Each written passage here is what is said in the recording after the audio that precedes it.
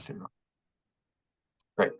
Wonderful. Well, thank you very much, Dr. Fleming, for that introduction. I have to say, I apologize ahead of time. My computer looks like it did automatic reboot and restart and updates, which unfortunately meant that when I got into my office, it took a while for things to get sorted out. So I think everything should be fine. I'm using someone else's office. I'm going to share my PowerPoint here. So let me see if I can do that.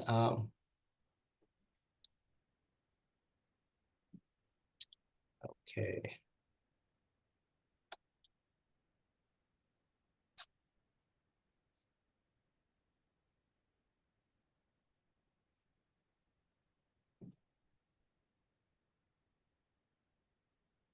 Okay, and so hopefully you're It's able not sharing yet. Sorry, just let you know it's not sharing yet. Okay, let me see if I can adjust that a little bit more. Okay, share that. And let me know when you can see that screen. It's Okay, good. great. Okay, and I'm going to. And can you see that fine? Perfect. Excellent, excellent. So thank you very much, Don, for that land acknowledgement. I also want to just bring greetings from Treaty 6 territory, which is the homeland of the Métis, the Cree, Dakota, Nakota, Lakota, and Saulteaux people. I'm a settler on this land, and I appreciate the relationships I formed with my fellow relations and people that I live with. It's cold and snowy in Prince Albert, Saskatchewan, but it brings us really the opportunity for us to be able to let the land rest and for stories to be shared. I know I've been taught by elders in the past that winter is a great time to be able to share stories with one another, and I'm happy, but also saddened a little bit with some of the stories I'll be sharing with you in the next 40 minutes.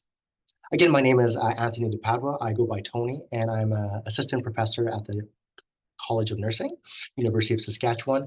I'm in Prince Albert, so I'm about an hour and 20 minutes north of Saskatoon, which is the main campus. I'm a father of three, and it's quite interesting when I started looking at some of the stuff my children approached me and they're really interested. Dad, what are you doing? So I shared a little bit of this with them, but it's for me just reminded me an opportunity to be able to share this with future generations as well. Right now, I want to apologize if I'm coughing a little bit. I've been fighting a little bit of a cold, but hopefully it won't bother me too much in this presentation. So to get going, these are my presentation objectives. We'll try to introduce you to a research project that I have been working on for the last couple of years now.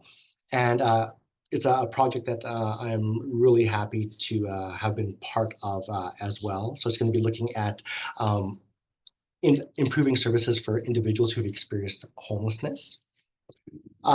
Preliminary results will be shared here, really sharing the lived experiences and stories that this study will be used for some of the discussion that we'll hopefully have.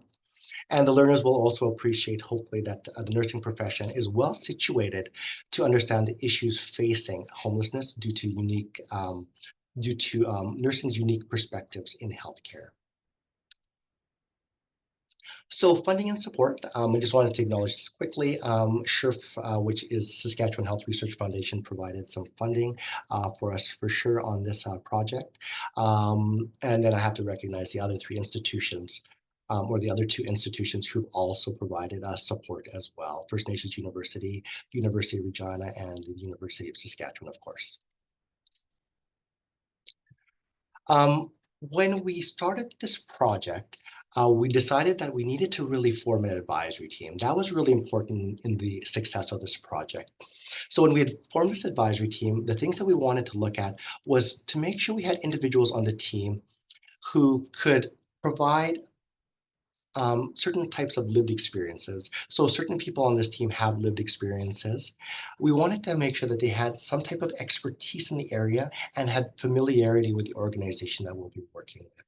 So the organization that we were working with in this research project was the former Lighthouse facility in Saskatoon. And there's a lot of changes, which I'll talk about and mention in this presentation with it, which really caused some challenges when it came to doing some research here. And I'm happy to talk about those shortly. But as you can see by some of the names here and their affiliation, we tried to make sure that we had a nice broad base of individuals. And we wanted to make sure we also had an elder involved as well. So Elder Judy Pelly, she's from First Nations University, but has also done a lot of work within the community as well. And she was great to be able to ground us and start us off in a really fantastic way as well in this project. So when we first started thinking about this project, and when I started thinking about this presentation, I thought I wanted to throw out a couple of questions for you, just to get you thinking about your own attitudes and your own thoughts about homelessness. So here's a couple of questions that I just want you to think about. We're not going to discuss them necessarily. But the first one is, when you think about a facility that houses individuals who are homeless, what do you think about? What do you consider? And the second one is, how do communities and people react when they hear that a homeless shelter is going to open in their neighborhood? So some of these questions can elicit answers that are quite diverse. Some are very accepting of it, but for others, there's probably more questions that go on, like, why is it being located here? Is it a threat to individuals' safety?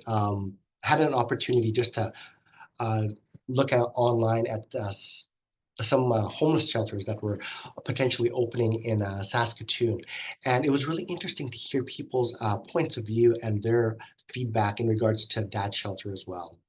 In Saskatoon, there have been a number of shelters opening. And for those who are familiar with Saskatoon, you probably see in the headlines there. And in Saskatchewan itself, the province is really investing a lot of money. They've invested and are investing for 2024-25, 28.9 million, which is an increase of 16.7 million, which is an increase from the 16.7 million. So what they're really doing is they're putting money there to try to help implement the provincial approach to homelessness, which is something that they're looking at for sure. I have a little bit of video that I wanted to show you, but before I do this little video, I wanted to give you a little bit of a background. So when I first started this project, it was a little bit more than a couple of years ago, and it was really born from conversations from a couple of managers who were there at the time who envisioned improving the emergency stabilization unit. They wanted it so that it could be more responsive to the needs of its clients. This facility faced many challenges when I first started, and these managers, again, that I talked to were there about 2 years ago. Since then, we've probably had a change of at least 3 to 4 managers within that time frame. So there's been a lot of changes that have actually happened. Just recently at this facility, they had a fire that burnt down one of their towers. So 80 of the residents were displaced out of there. They lost funding to their stabilization unit. And there were investigations about how the facility was actually being run. For some people, when they looked at the facility in downtown Saskatoon, they often saw it as an eyesore because people were living on the street still, even though there was a facility there. It attracted a certain group of individuals. So there was a lot of negative perceptions there. One of the reasons why we decided to look at creating this video was that there was actually, after we did the research, some fantastic work that was actually being done at the Aegis Group, or the former Lighthouse facility. So what we wanted to do was to highlight the voices of those individuals who are residents there, but also staff there as well, to be able to talk a little bit about and showcase the work that's actually being done there. So hopefully this video works, and I'll start that.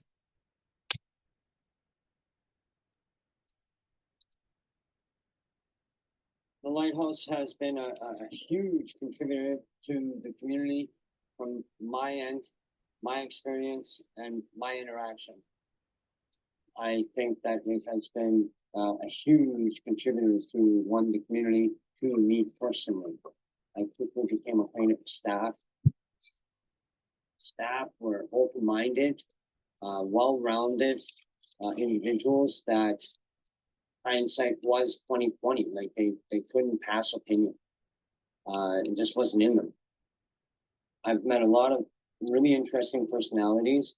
I've developed and forged, alliances and relationships with people I never even fathomed it was possible. It gave me an intimate view and ability to open my mind to what I'm interpersonally capable of. And I'm very thankful for it. Very thankful for it.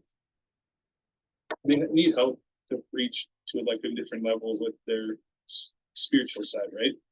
They're missing a lot of that. So that's why I was like, well, let's bring in some teepee making just to have that traditional teepee right next to them while they're sleeping. And then I was like, well, let's do some dream catchers. So we did some dream catchers with that. And then they realized that now these guys know what we're doing. We're going to try to take them out to ceremony. So now I'm trying to get them to go on like sober for 4 days, right? And it's to take them out to ceremony because they'll have to be sober for that. So that's my plan, and that's what I work on with them.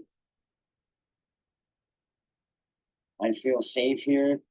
There's times of instability out front, but we have a service in the community, Saskatoon Police Service, and staff feel that things are escalating and there's tensions within the building that are relative to out there. It is handled. I've been here for about 3.5 years. It used to be a real rehabilitation center kind of thing for people to come and straighten their mind out. And now because it's been sold and stuff and things are closing down in it, it's becoming more of a tenancy arrangement. And I don't mind that so much, but I think like I'm really gonna miss it if they stop putting on the craft days and if they stop doing the little things that we do as groups that get us out of our apartments and get our minds thinking and functioning good, you know? And then they can actually come into contact with us and see which people are still struggling with their disorders. Because when you moved to the building, it was you were unstable, not on meds, and you had a disorder, usually like a mental problem, like addiction or whatever it was. And then they would the doctor would see you, we put you on stabilization pills, and they would see how they work, and then they would monitor it to do different ones if it didn't work. And then once you were stable enough and you were the like hallucinations were gone, the thinking patterns were gone, then they would move you to the independent tower where you could practice living on your own, look at being responsible for a kitchen and a living room and stuff. Amazingly, it's helped me quit drugs. I'm watching to get out of it.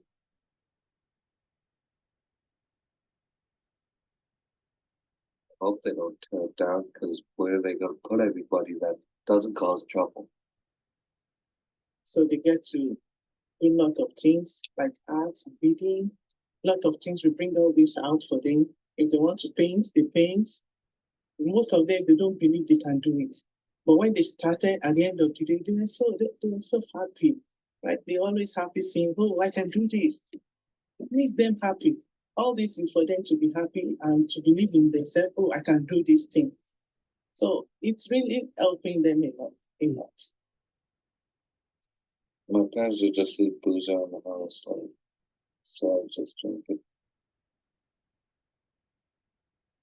Ever since I smoked weed when I was 15, I just can't.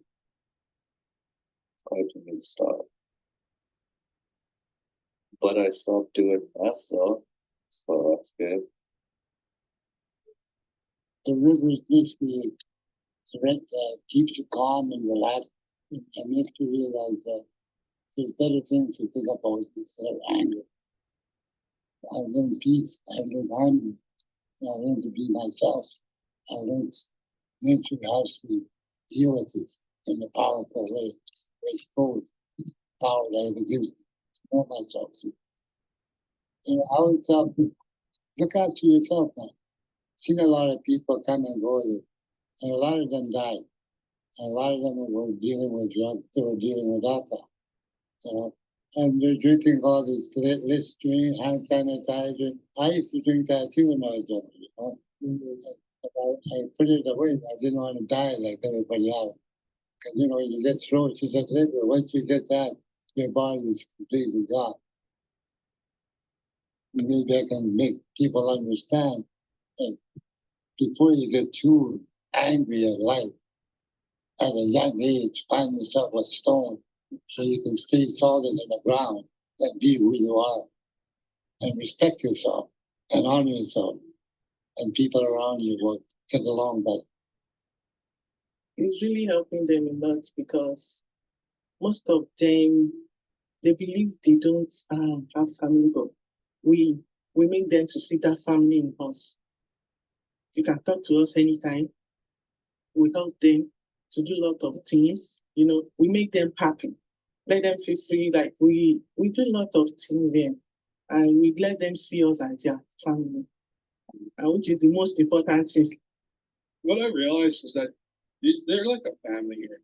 Like each one of them, they all talk with each other and stuff like that. So that's the kind of environment these guys need, right? It's something that they can go home to, something they can go home family, and that's what they can call the workers, right?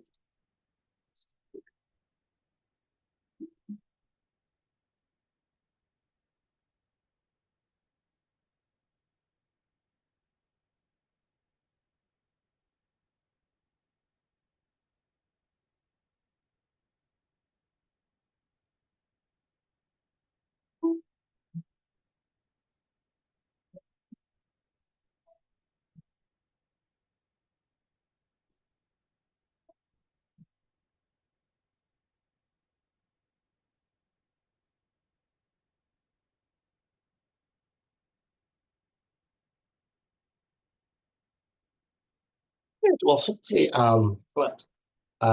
you found that video interesting anyway. It was good because for us as researchers and on the committee, we felt that it was important to be able to get those voices out, hear those voices. All those pictures that were taken were of the facility. All those pictures were in the facility as well. We had asked the participants, you know, would you like to have your video or picture there? And the decision was made that it was better just to have their voices. And they were excited to have their voices, but they didn't necessarily want to have their pictures shown there. And that's one of the reasons why their pictures weren't shown. So that's one video. We have another video that's coming out. It's all done now as well. We're making a couple of little revisions on it, and it actually speaks a little bit more to the importance of culture and spirituality and the environment as well, to be able to create healing for those individuals. And again, we have that done, and we hopefully will have that released before Christmas. So looking forward to being able to do that. So for some of you, you're very familiar with Saskatoon. For some of you, you might not be. So Saskatoon's got a population of about 278,000, and about 90% are Indigenous background, so Métis or First Nations. I'm just looking at some statistics in Saskatoon as well. They did a point in time count in April 28th, and at that point, they noticed and counted 550 people experiencing homelessness.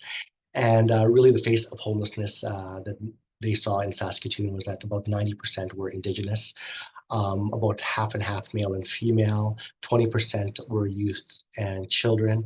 And they tried to get the exact numbers of adults, but about 32% of people did not report an age. So it's difficult to get that exact number, but we're probably assuming that probably 80% are adults.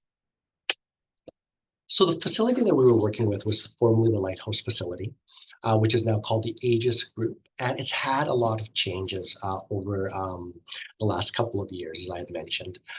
January 2024, it was actually closed and then reopened again. Instead of being the Lighthouse, they called it the Aegis Renewal Group. And I know that the Mustard Seed, a Christian-based organization from Alberta, has plans to take over some of the functioning of it as well. So when we look at the purpose of the study, this is the purpose, which was really about building connections, exploring possibilities, and reducing harm for staff and persons with substance use disorders within the Lighthouse facility. The approach that we've taken with this was kind of a two-phase approach. One was to do interviews, but also discussion groups with the staff there. So we did that. And then we also used narrative inquiry, and I'll talk a little bit about that briefly, with individuals who are living with previous homelessness. So the approaches were qualitative in nature. They were community-based, and we used narrative inquiry, particularly with those individuals who were living with homelessness.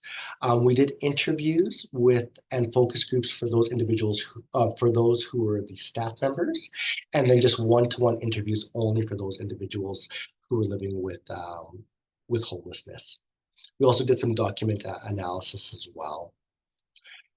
So with narrative inquiry, I've used this in other research projects as well. For some people, they look at narrative inquiry as that other box on a survey, and it's like, oh, just tell us what else you'd like us to talk about. But for those of you who are interested in narrative inquiry, the type of narrative inquiry I use is particularly relational type of inquiry that Clendenin and Connolly have talked about. So I'm going to just leave that as a reference for individuals who might be interested in this. And it's really about, and I'm not doing this justice in any way, but it's really about looking at the lived experience of individuals that you are working with. And it's prioritizing the participants' voices. So in order to be able to do that, it means that one needs to build relationships with individuals.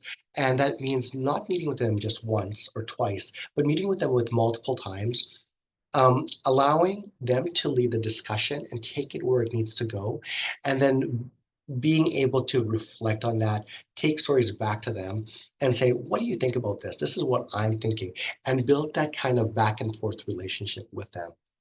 At times, I have to say it was sometimes very difficult because some people were on substances and it was difficult to be able to build that relationship. So I'd have to say, you know what, I'll come back and see you next week.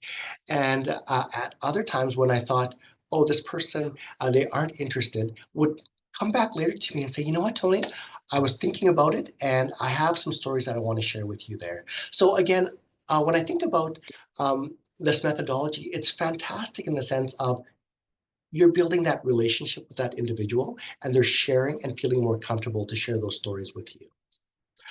It's also relational methodology, and Jean Clendenin, she's done a fantastic job with this as well. But I also want to give out a shout to Dr. Vera Kane from the University of Victoria. She's someone I've worked with in the past and really respect, and she's done a lot of work with narrative inquiry as well. Another thing about narrative inquiry that I'm going to mention is it's not about generalizing. It really is about providing a window for individuals to look at individual's life at a particular time, at a particular place, and just to be able to view it in that snapshot of time. So again, not trying to generalize about a group of people or about that particular individual. So just jumping into the findings and themes from this research, again, there were two groups that we interviewed. One were the staff and one were the residents or the clients. These are some of the findings that we found when it came to the challenges. Again, this research project, we actually interviewed 3 participants fairly in-depthly, where we used that narrative inquiry style of our research. We met with them for about 4 to 6 times, and again, tried to really develop those relationships. Oftentimes, I would meet with them for about 40 to 60 minutes, and as I mentioned, sometimes if they were intoxicated or not there mentally, or we would try to meet with them later on as well. So when we met with them, these are some of the things that we really noticed with these participants and what they shared with us. One was mental health issues. Mental health issues are extremely prevalent in their lives. They were often facing issues of depression, a lot of anxiety. This resulted from and stemmed from trauma that they had in their lives, such as through residential schools. For one person, it was through incarceration that he had experienced. And for another person, he spoke a lot about the trauma of living his life on the street and what that actually meant, being cold physically, but also the lack of safety that he actually felt as well from people that he would encounter. It could be other people who were living on the street, but sometimes it would be, one story I remember him sharing was, just trying to get some water from someone's yard and being confronted by someone who said, hey, you can't touch that tap, get out of here, right? So even from those individuals as well, having to be always aware of where he was sleeping and what was actually happening. Another theme that we saw was that these are very high complex individuals who were homeless. They had a lot of complex issues such as substance use and addiction, and this was a theme that they carried out from early in their lives, which continued. For one individual, he was able to really get away from that addiction piece, but he would fall off the wagon every so often. One other individual, he was in a unit over at the lighthouse facility for a while before he was moved out. And there he would get little bits of alcohol. So it was actually a very controlled um, type of treatment where he would get some alcohol to be able to find stability in his life at that point. Another piece that they spoke about was vulnerability and peer influence. Oftentimes, people would come into that uh, organization and they would be vulnerable because of the lack of resources that they had, and that when they met individuals, they spoke about peer influences happening to them and being careful about who they spoke to. So that's something that we recommended and we spoke about, and we're looking at how we make those recommendations to this organization as well. Another challenge is, of course, seeking stable funding and stable management and workers. This is something that is a challenge for that organization, and it's something that we're looking more into as well. Something I wanted to share as well are just some direct quotes from staff members and what they had to say. So for one staff member, he talked about the trauma having lasting effects. So I believe that for many individuals, their mental health is a contributing factor to their struggles. We've had clients who have experienced physical violence and abuse. It's evident that most of our clients grapple with their mental health. I've heard stories that haunt me. Clients talking about abuse, rape, being locked away for weeks. You try to help, but it stays with you. I go home and I can't stop thinking about what I've heard. It's like their trauma becomes yours and it's exhausting. So these are just some of the stories that staff are sharing with us during our interviews. One of the things that we were happy to see is that there were opportunities for improvement and transformation of staff. And the staff, it was great to be able to talk to them because it almost felt like at times the staff weren't being listened to. So when I went there and talked to them, they're really appreciative of the fact that there was someone speaking to them.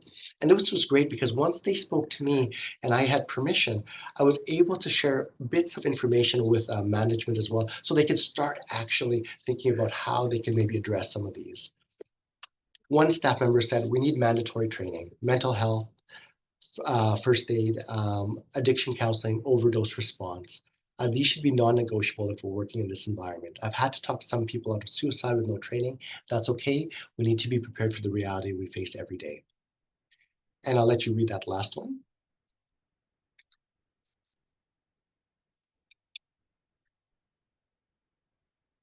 And just the ability for staff to have more mechanisms to be able to speak out was really appreciative as well. And I have to say that management, when I talk to them now, they have different mechanisms in place, or they did have mechanisms, but maybe they weren't adhering to them as well as they should have. There were some barriers to effective service provision though. Staff talked about this bandage approach. Here with this bandage approach, short-term solutions were being done, but they weren't looking at the bigger picture of what they were actually doing. And I think this is also captured in that second statement as well. And I'll give you a minute just to read this.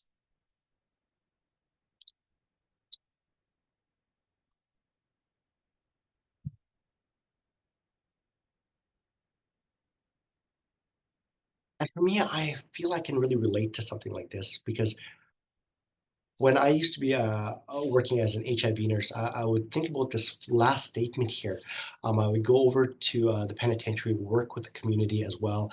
And it's like we're trying to be able to help them. They have certain things that we're trying to give and provide to them, but it doesn't seem like we're actually being able to get them moving that way. So for me, what it really spoke to is what are the things that we need to do more in regards to questions that we need to ask, things that we're not considering, things that are unseen that need to be seen. There were some potential strengths, though, that this facility actually provided. There were a lot of overdoses that were happening in this facility, many overdoses.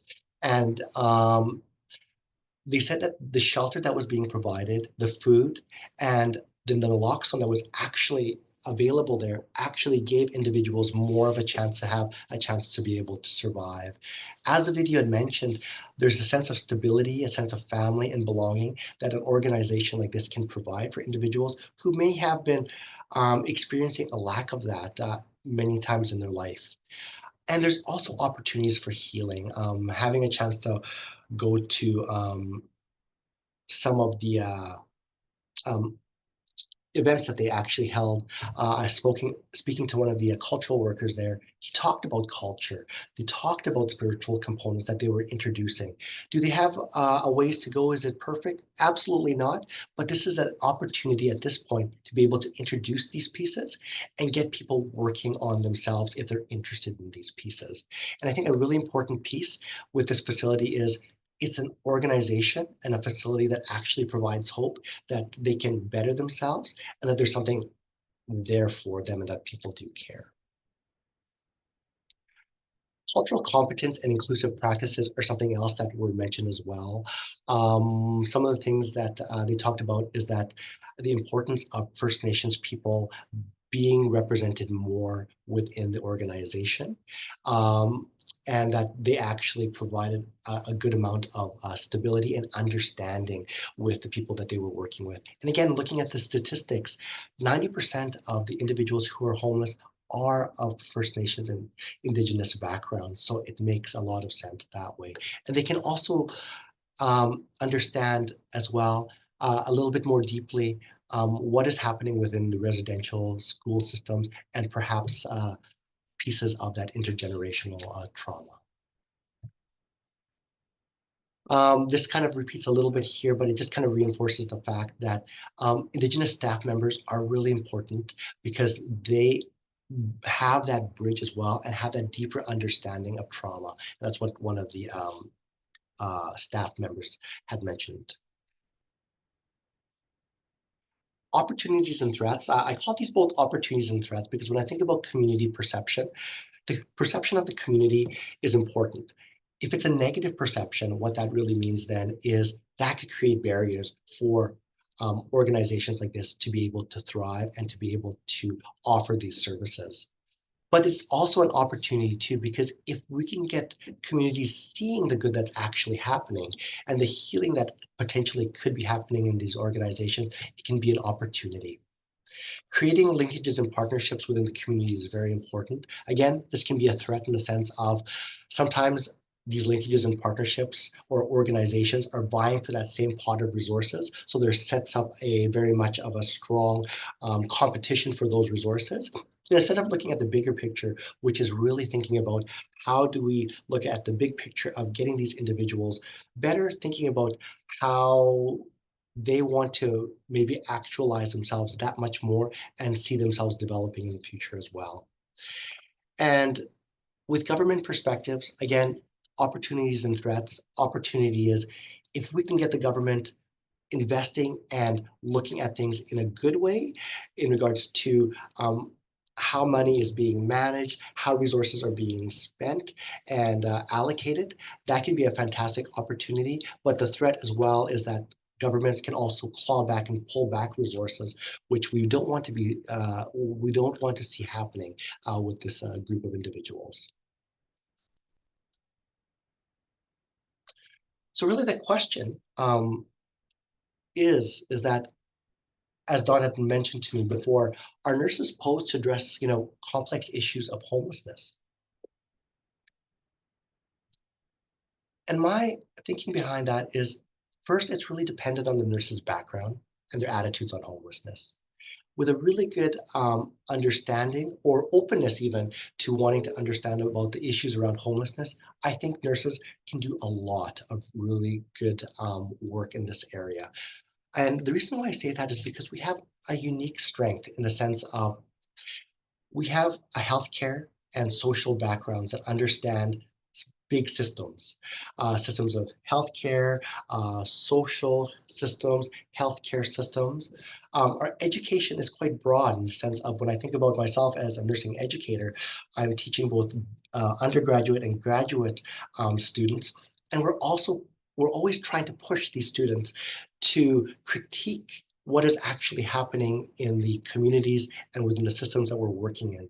And I think as nursing educators, I think that's important that we try to foster that ability to critique and challenge these systems, but also to be able to work and change these systems internally as well. And I think the last point I have here is that one of the things that I really appreciate as a nurse is being able to view healthcare and individuals more holistically as well, thinking about an individual more than just the sum of their disease that might be affecting them individually, but being able to take a step back and seeing how community, how systems, how governments also play a role in affecting their healthcare as well. So I think as nurses, yeah, most definitely we are posed to address these complex issues of homelessness, but it's something that we need to be open to as well. And I know I'm rushing this a little bit here, but I want to just keep on track and have a little bit of a discussion. But there are some different next steps as well that we look at when it comes to this research. I'm not going to go over all of these, but you can take a look at this. But one of the things that we are looking at as next steps are these videos. How do we get these videos out? Trying to change some of the public perception. How do we disseminate some of this knowledge as well? Because this is for one organization, but I think it's important that this information can be shared and is applicable to many organizations, not only in Saskatoon or in Saskatchewan, but other places as well. So I've had opportunities to attend and talk about some of this research in another conference as well. And it was great to be able to see that this was really, for me, on point in some of the things that we were actually being able to do as well. And I think another next step that we're looking at with this research is a lot of things have happened to the Lighthouse organization. It's unfortunate that these things have happened, but one of the things that I'm really happy about are a couple of the managers that I'm working there right now. They understand what has happened, but what they really want to do is prevent this from happening in future organizations as well. So we're taking a look at more of a bigger view of where things have actually fallen by the wayside, what things could have actually improved, so that something like this does not happen again. Because ultimately, when you have organizations like this failing, this really trickles down to the clients that they're actually serving. And when I talk to those managers and see, how passionate they are in really trying to stay the course and still be able to offer these services, it just really warms my heart to be able to see something like that. So that said, again, thank you very much for listening. I'm going to stop this shortly, but this is my contact information. If you want to take a quick screenshot of it, I'm happy to talk to you more about this for sure. And again, if you want to take a quick screenshot of this as well, these were just the references and some information where I got some of those vital, some statistics from the Saskatoon site as well. And finally, I will answer any questions you might have. Here's an old picture of my kids skiing, and it just reminds me that, hey, you know what? Winter's coming, we might as well embrace it anyway. So again, I'll stop sharing and entertain any questions that you might have. Thank you.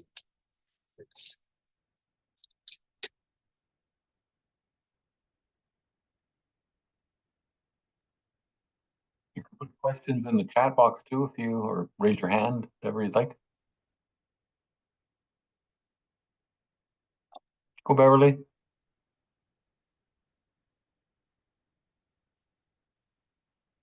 Oh, I think you have your mute button on. You are muted. Beverly, you are muted. I unmuted. Sorry, it keeps muting on me. And I'm sorry, I could not find the raise hand icon. No problem. So just a couple of things. If you could put your email address back up or provide that. For But sure. I did want to inquire, Anthony, are you familiar with the registered psychiatric nurse role in Western Canada and specifically Saskatchewan? And were you able to interview any RPNs? Because certainly that is the foundation of their education, is mental health and addictions and mental wellness. Yeah, thank you for that. No, unfortunately, I was not able to. I am familiar with RPN practice, definitely within Saskatchewan. It was quite interesting when we were there at that facility. There were no RPNs actually working at that facility, where I really see a large role for something like that. We did have a couple of RNs and an NP working there, but we didn't. I didn't notice any RPNs there. So I think that is a big gap for sure, and that is something that I think would. Thank you very much for bringing that up for sure. So thank you. Yeah, yeah. I don't think we utilize our RPN colleagues enough, and I think this would be an area that they definitely could be part of for sure. Great. I do see the chat, so I'm going to just see if there are some questions here that I can answer. Do you mind if I put your email in the chat as requested? Oh, yes, most I'll definitely. do it. Go ahead. Okay, I've just done it. There you go. Yeah, thank you.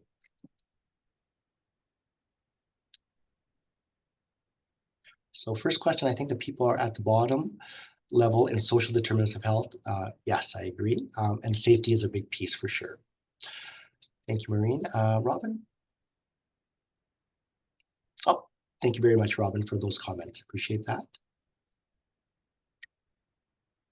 So Dominique, question. I think the answer to this question is yes. Nurses are well versed in social determinants of health and health promotion, but they will need the will and support. Yes, I definitely agree with you there, Dominique. And I think I'll also add, when you are working within the community as well, it's very challenging in the sense that there's a lot of many moving parts that are happening. So when I think about working with the homeless populations, and what I see as different things that are happening is that policing aspect, that justice, healthcare playing such an important role, and the social services part. Those are just the frontline pieces that we actually see and are actually working and dealing with. But that doesn't mean that those are the only systems that are actually happening as well. So we see, again, those systems such as government and the way the funding is actually happening. And then even more so, what's really challenged me within this type of work as well is how things are being governed and run as being such important pieces on how that contributes to the health of the residents as well. So excellent. And Anna, I see your hand up and good to see you. Oh, you're on mute. Thank you, Tony, very much. This is very important work on a couple of levels. You highlight the voices of people who were living at the lighthouse at the time, as well as the staff. And I really appreciate the contrast in those two worlds. I also wonder, I see this from a nursing perspective as an act of advocacy as far as research goes, even though, as you clearly state, it's not generalizable. So where would you be, or where is the role of the nurse connecting with, say, the Ministry of Social Services, just as an example? And for those of you in the audience, I am in Saskatchewan. I am actually in Saskatoon, located in Saskatoon on Treaty 6 territory. I live not far from the lighthouse. This was very controversial, the mismanagement of the lighthouse, and I could see the subtext in the information from the staff. And as you say, this is a very complex confluence of many intersectoral opportunities / threats. So I think you've identified the role of a nurse researcher, and then who else needs to hear this story outside of our circle, because we're like-minded in this cause. Right. Yeah, fantastic question. Kind of the advocacy part is kind of that next step when we take a look at this right now. So the first step was really understanding what the issues were and trying. I'm not going to say that all the issues we understand completely, but at least what's happened is we've now tapped into the voices of the staff and also the voices of a few of the residents as well to get a better and fuller understanding that way. Now, you're absolutely right. The advocacy piece needs to go that next level for sure. So what we're trying to do as a advisory group is to be able to take this information here, be able to give it to the organization itself and say, you know what? Here are some videos that you can use to help change people's minds around and think about that piece there, advocating for the work that you're actually doing. So that's one piece there. The other piece is to be able to, yes, try to empower those individuals as well and to be able to stand alongside them where they see that they need to be able to advocate for themselves as well and to be able to lend that voice as well. One of the things that I said to the managers there is that, one of the things I do not want to do as a researcher is to go in, get this knowledge, just pop it into a paper and leave you with nothing afterwards. What I really want to be able to do is to be able to stand by you, to be able to say, you know what, there's some credibility here because of some of the research that's being done, and that you can take this information and you can use it and determine where you need to be able to advocate for yourself as well. So it's not necessarily for me, I don't think, to sit there and go, I'm going to take it to the next level because I'm working with them in tandem to be able to make that decision about where they want to go with that next step as well.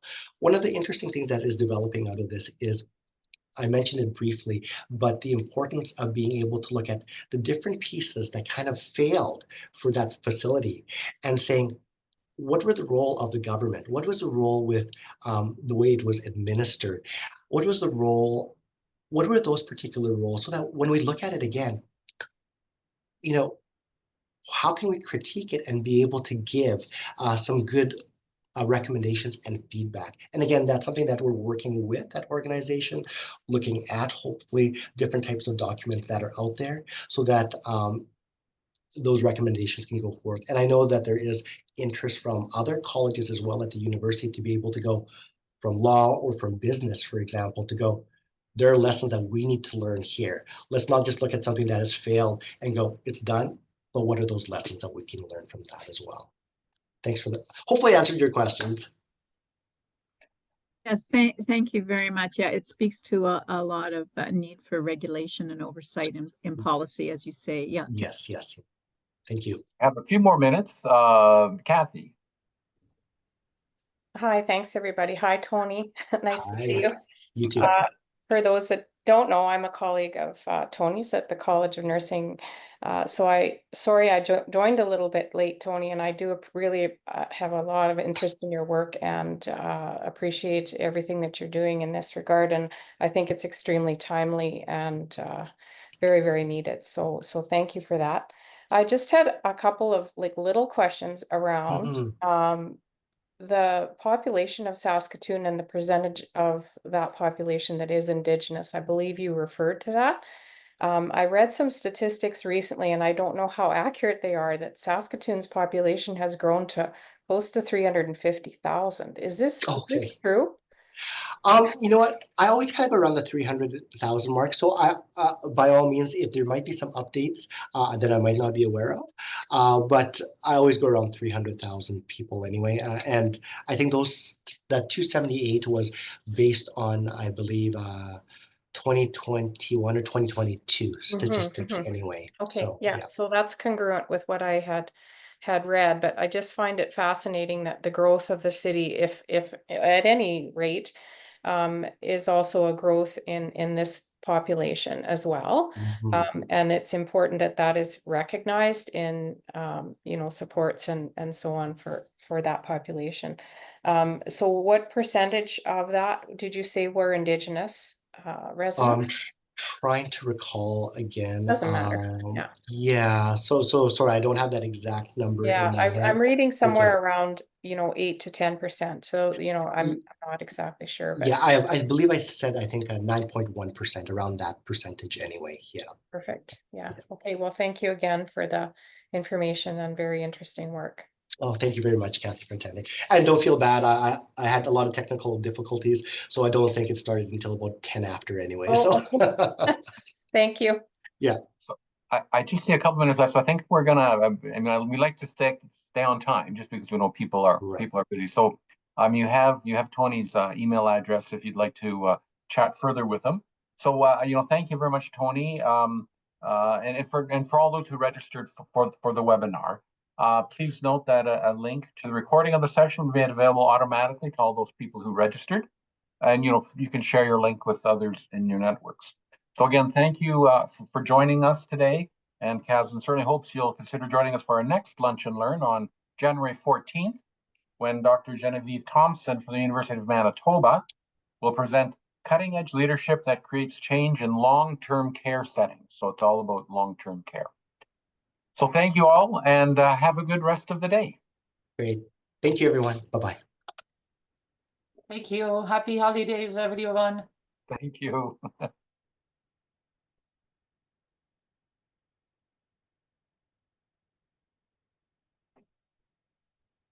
Thanks, Tony. Thank you very much. And again, my apologies for all of that It's not stuff. your, I mean, Yeah, what can you, it's not your fault. yeah, It's a I'm glad it cold. worked out though. Take care of yourself. How cold is it? Like, I'm based out of Edmonton, St. Albert, near Edmonton. How cold is it up there? You know what? It's not too bad today. Actually, today is actually quite nice. I think it's about -12. Okay, yeah, So very nice. Yeah, but I think yesterday it was like -21 or -24. So it was a little bit chillier anyway. so like yeah. Oh, okay. Well, very much. Thanks again very much. Thank you. Bye-bye now. There. Bye-bye.